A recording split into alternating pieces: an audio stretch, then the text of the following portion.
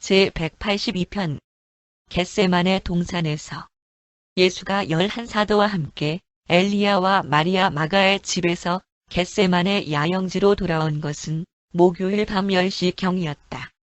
동산에 있었던 날 이후로 요한 마가는 예수를 주시하는 일에 전적으로 매달렸다. 잠을 자지 못한 요한 마가는 주가 사도들과 함께 다락방에 계시는 동안 몇 시간 동안 쉴 틈을 얻었지만 그들이 밑으로 내려오는 소리를 듣고 깨어나 재빨리 외투를 걸친 후에 그들을 따라서 그 도시를 벗어나 기드온 시내를 넘고 겟세마네 공원 근처에 사적으로 설치한 야영지로 들어갔다.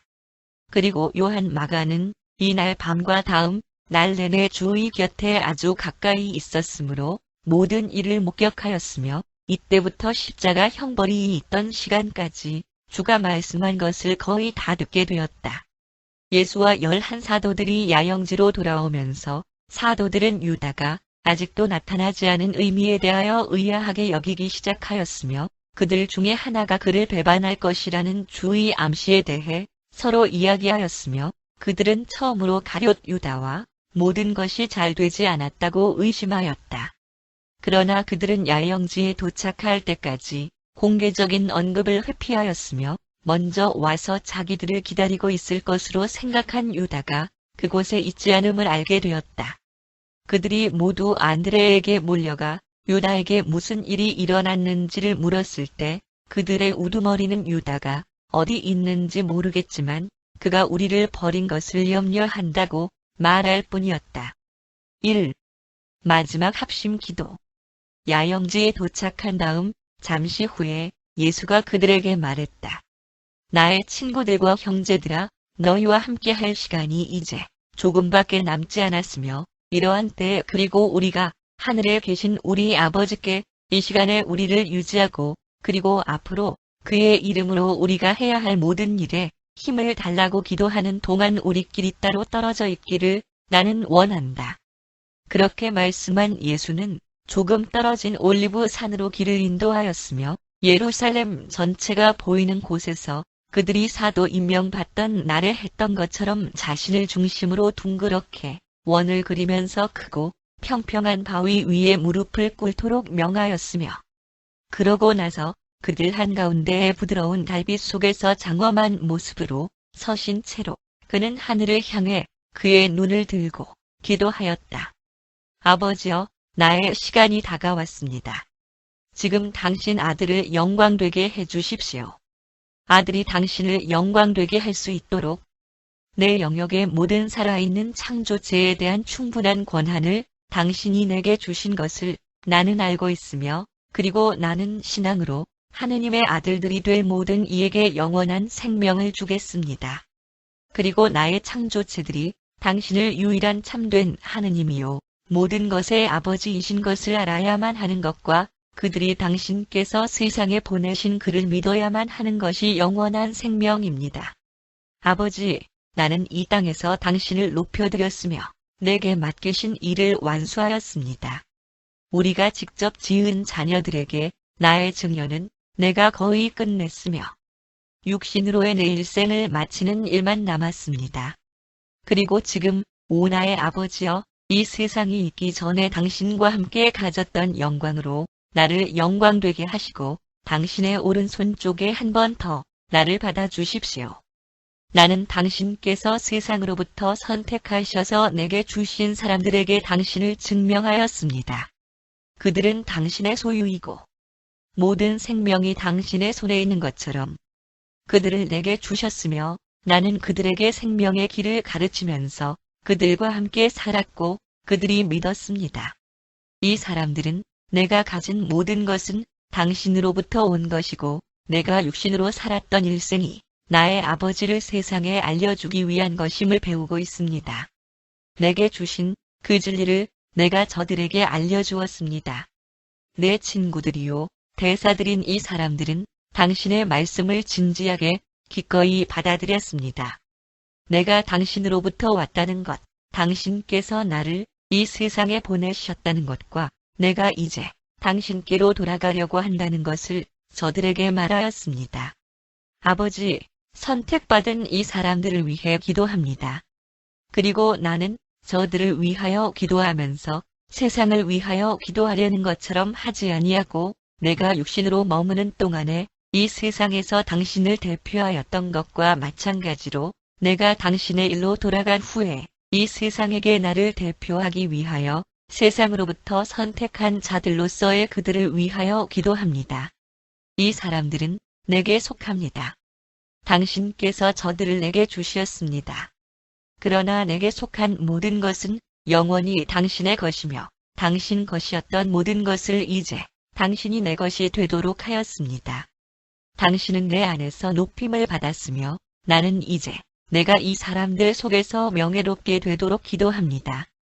나는 더 이상 이 세상에 있을 수 없으며 당신께서 내게 맡기신 그 일로 돌아가려고 합니다. 나는 이들이 사람들 속에서 우리와 우리 왕국을 대표하도록 남겨두어야만 합니다. 아버지, 내가 육신으로 일생을 마칠 준비를 하므로 이 사람들의 신실함을 지켜주십시오. 우리가 하나인 것처럼 내 친구들인 이 사람들도 영으로 하나가 되도록 도와주십시오. 내가 그들과 함께 있는 동안에는 내가 그들을 인도하고 돌볼 수 있었지만 이제 나는 떠나려고 합니다. 아버지, 그들을 위로하고 강건하게 할 새로운 선생을 우리가 보낼 수 있을 때까지 저들 곁에 있어 주십시오.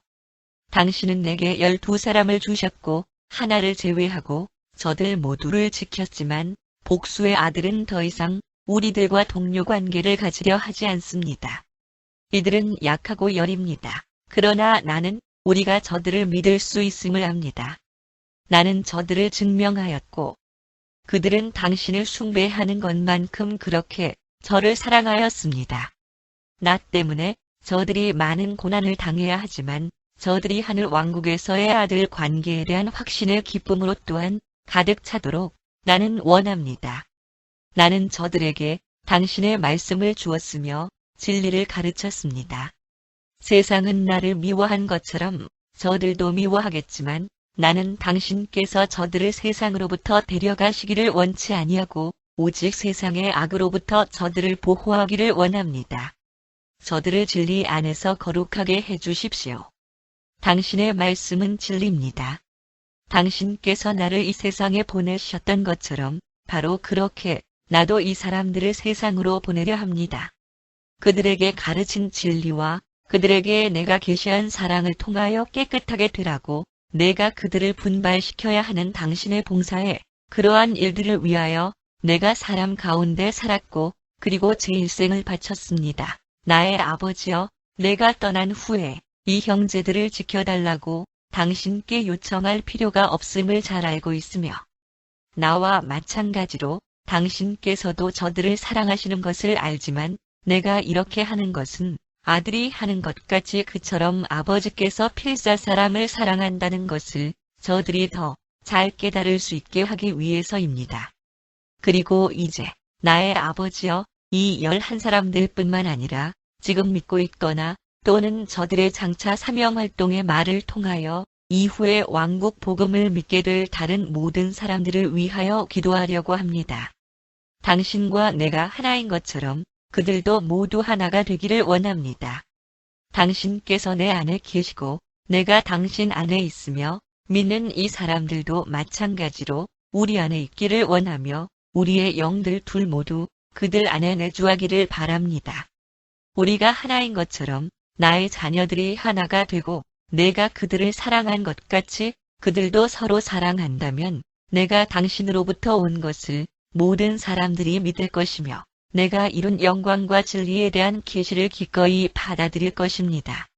당신께서 내게 주신 영광을 내가 이심자들에게 알려주었습니다. 당신께서 영으로 나와 함께 사신 것처럼 나도 육신으로 그들과 함께 살았습니다.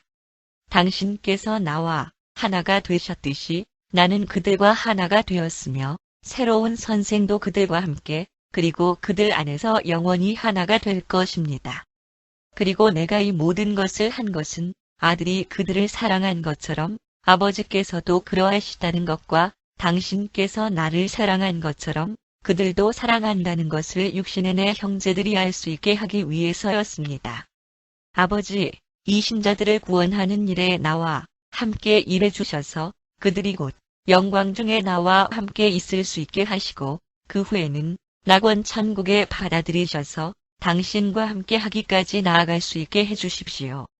나와 함께 겸손으로 봉사하는 저들을 나와 함께 영광 중에 거하게 해주셔서 필사육신의 모습으로 시간에서 뿌려놓은 씨앗의 영원한 수확으로서 당신께서 내게 주신 모든 것을 그들도 볼 수 있도록 해주십시오. 이 세상을 세우기 전에 당신과 함께 가졌던 영광을 이 땅의 형제들에게 보여주기를 간절히 원합니다. 이 세상은 의로운 아버지이신 당신을 거의 알지 못하지만 나는 당신을 알고 이 신자들에게도 당신을 알게 하였으며 그들은 당신의 이름을 다음 세대들에게 알려줄 것입니다. 그리고 이제 나는 당신께서 나와 함께 계셨던 것처럼 바로 그대로 세상에서 그들과도 함께 계실 것이라고 약속하였습니다. 11 사도들은 몇 분 동안 예수 곁에서 둥그렇게 모여 무릎을 꿇은 채로 있었으며 일어난 후에는 가까이에 있는 야영지로 아무 말 없이 돌아갔다. 예수는 자기를 따르는 무리들의 합일성을 위하여 기도하였지만 획일성을 바라신 것은 아니었다. 죄는 악한 타성에서의 죽은 듯 마비된 차원을 창조하지만 정의는 영원한 진리에 살아있는 실체들 안에서 그리고 아버지와 아들의 신성한 영이 진보적인 교제 안에서 개별적으로 체험하는 창조 영을 키운다. 믿는 아들과 신성한 아버지의 영적 동료 관계 속에는 교리적 최종이나 집단의식의 분파적 우월성이 결코 있을 수 없다. 사도들과 함께 마지막 기도를 드리는 중에 주는 아버지의 이름을 세상에 이미 증거하였다는 사실을 암시하였다. 그리고 그것은 진실로 육신으로 완전한 일생을 통하여 하느님을 계시함으로써 이루신 것이었다. 하늘에 계신 아버지는 자신을 모세에게 나타내고자 하였지만 나는 이시다. 라는 말씀에서 더 나아갈 수가 없었다. 그리고 자신에 대해 더 계시해 달라는 간청을 받았을 때 밝히신 말씀은 오직 나는 스스로 그러한 자이다 라는 것이었다. 그러나 예수가 이 땅에서의 일생을 마치셨을 때 이러한 아버지의 이름은 매우 확실히 계시되었으므로 아버지의 육신화인 주는 진실로 다음과 같이 말씀하실 수 있었다. 나는 생명의 빵이다. 나는 생명수다. 나는 세상의 빛이다. 나는 모든 세대들의 소망이다. 나는 영원한 구원을 향한 열린 문이다. 나는 끝없는 생명의 실체이다. 나는 선한 목자이다. 나는 무한한 완성을 향한 좁은 길이다.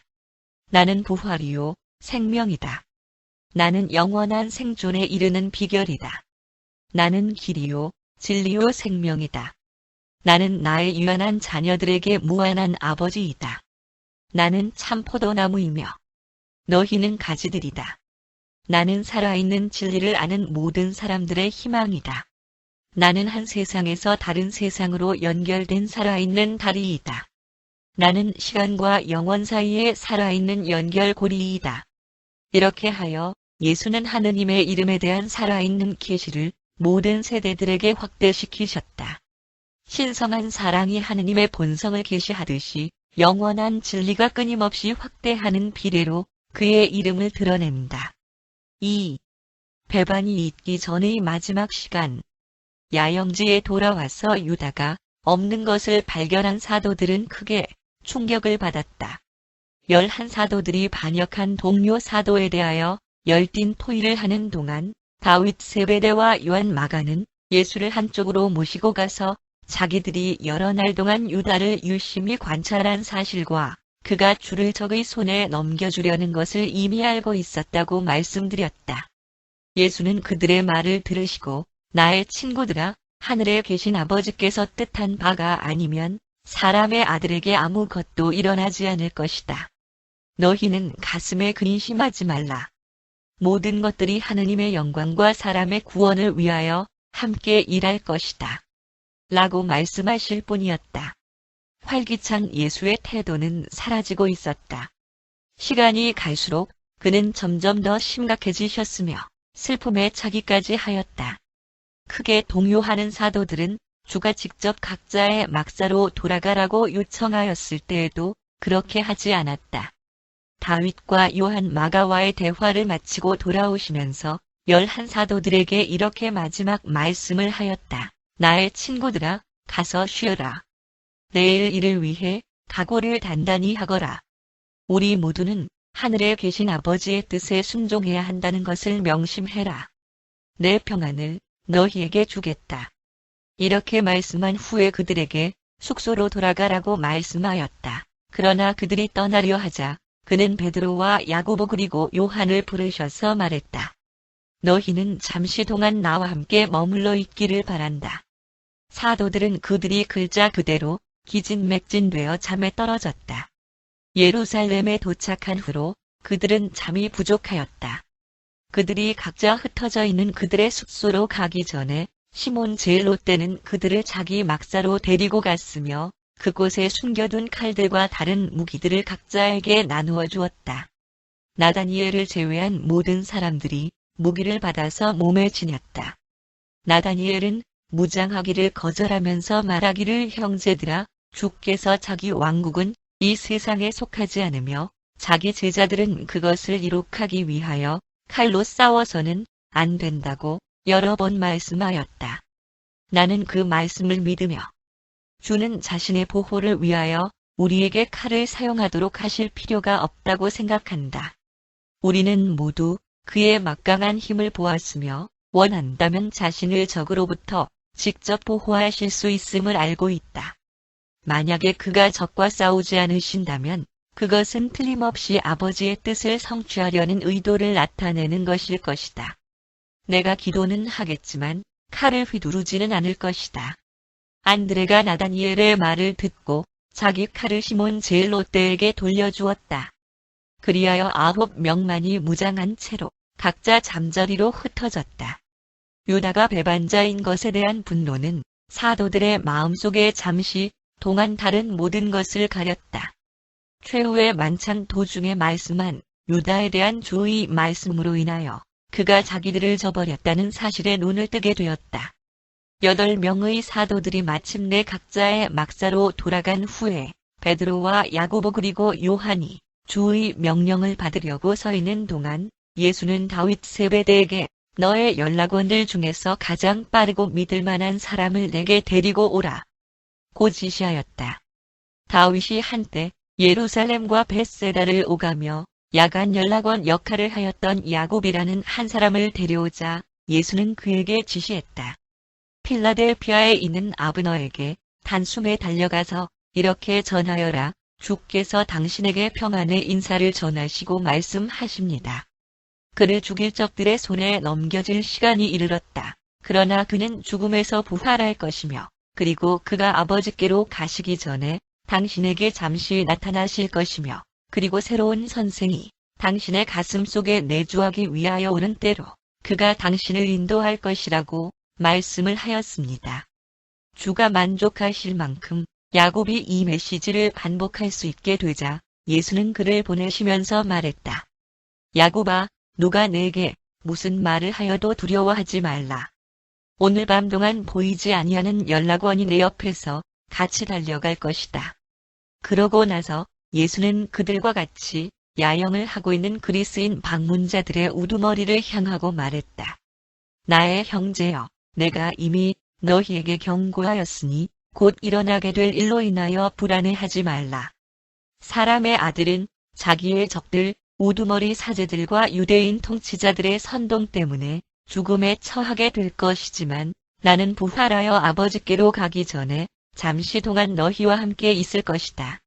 그리고 이 모든 일들이 이루어지는 것을 보거든 하느님께 영광을 돌리고 내 형제들에게 힘을 북돋워 주어라.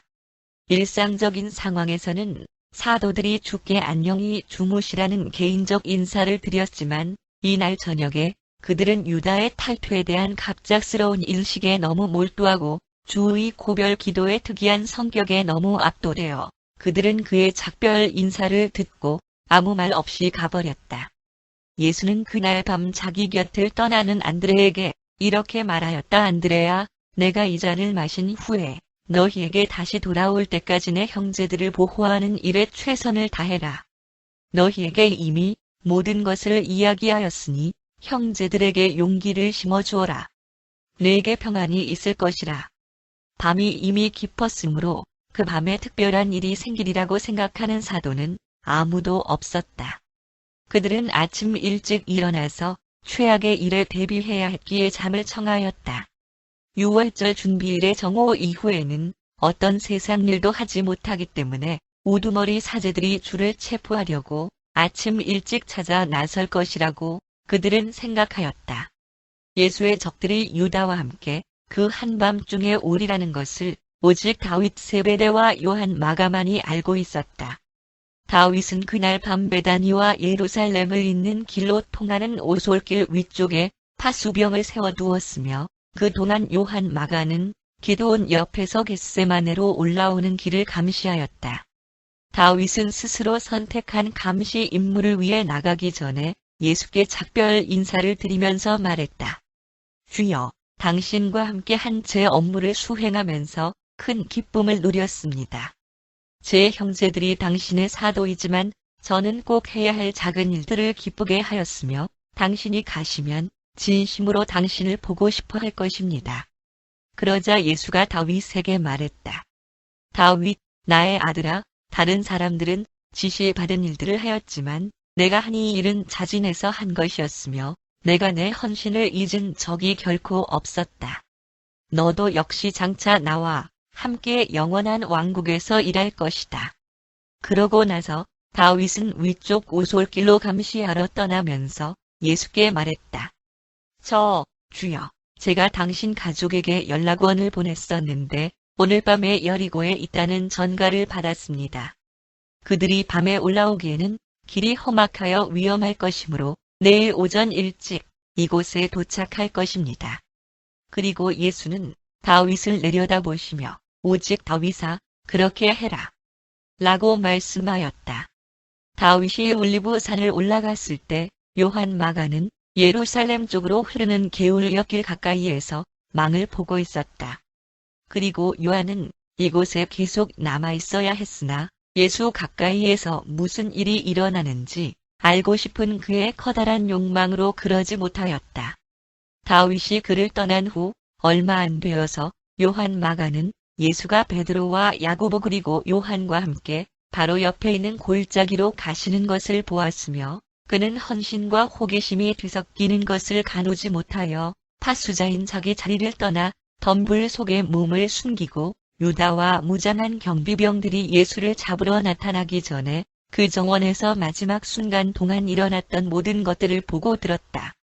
주의 야영지에서 이 모든 일들이 진행되는 동안 가룟 유다는 성전 경비대장과 의논을 하고 있었으며 그는 예수를 체포하는 일에 그 배반자의 지시를 따르도록 이미 부하들을 모아 출동할 준비를 갖추어 놓았었다. 3. 겟세마네에서 홀로 계심.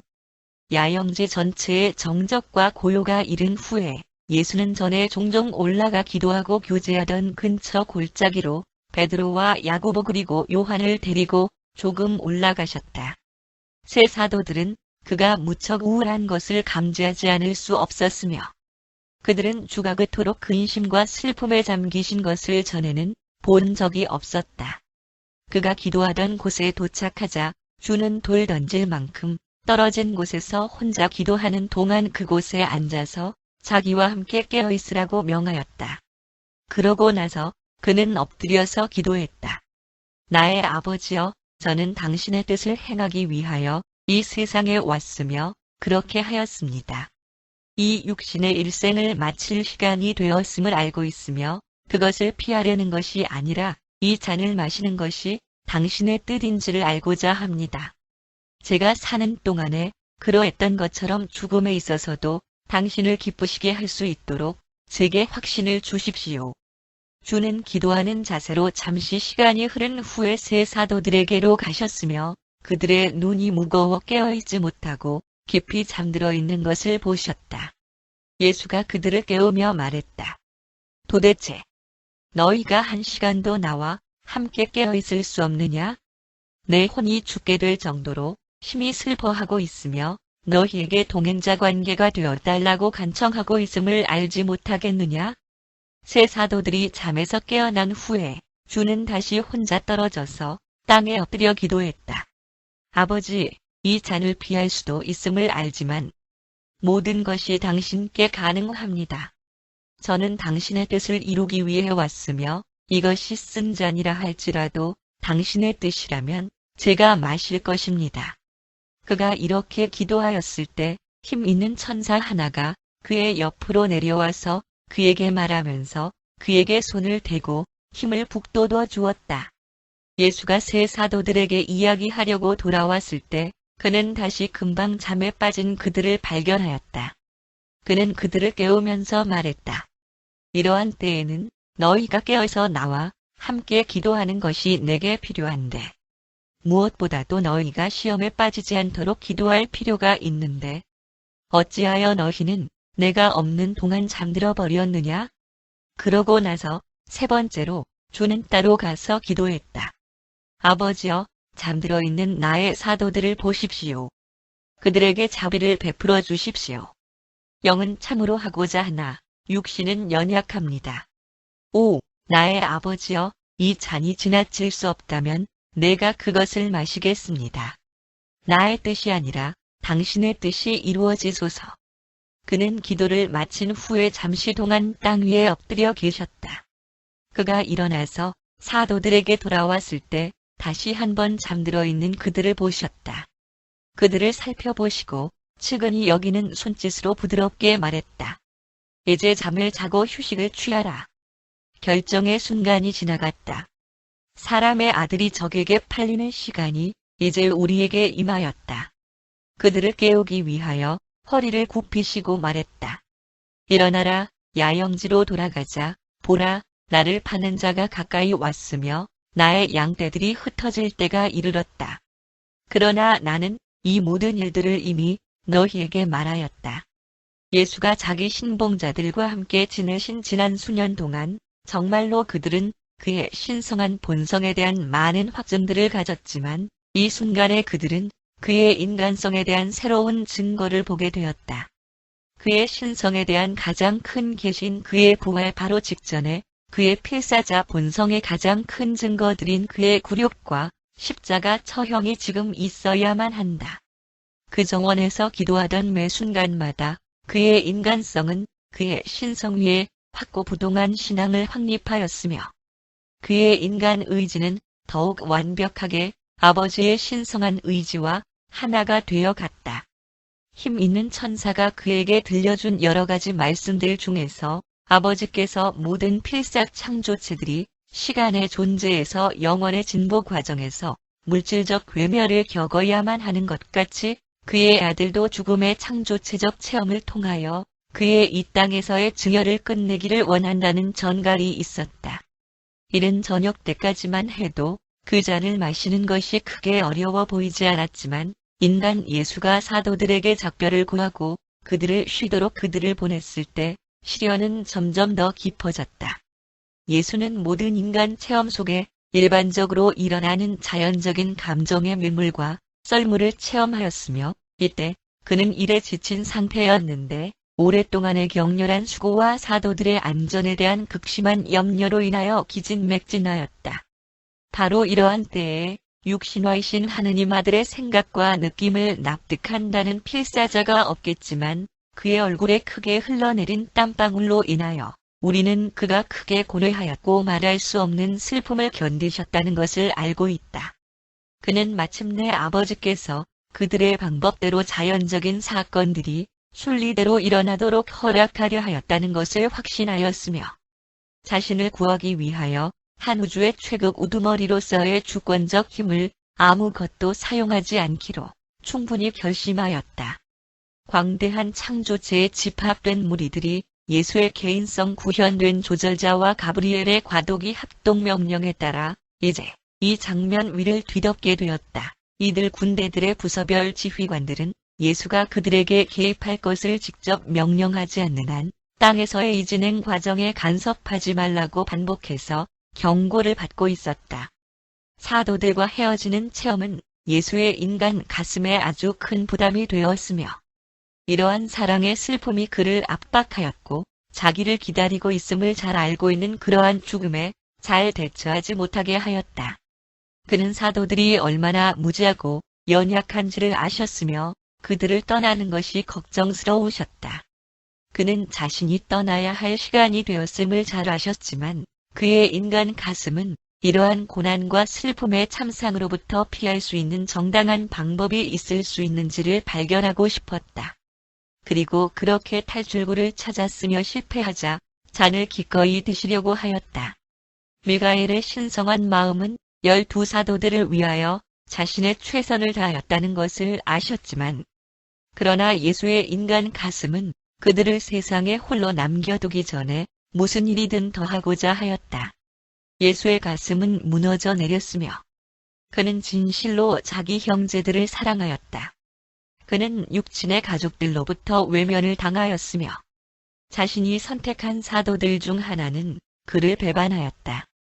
그의 아버지 요셉의 민족은 그를 거부하였으며 그리하여 이 땅에서 특별한 임무를 가진 민족으로서의 운명을 마감하였다. 그의 혼은 좌절된 사랑과 거부된 자비로 인하여 고뇌하였다.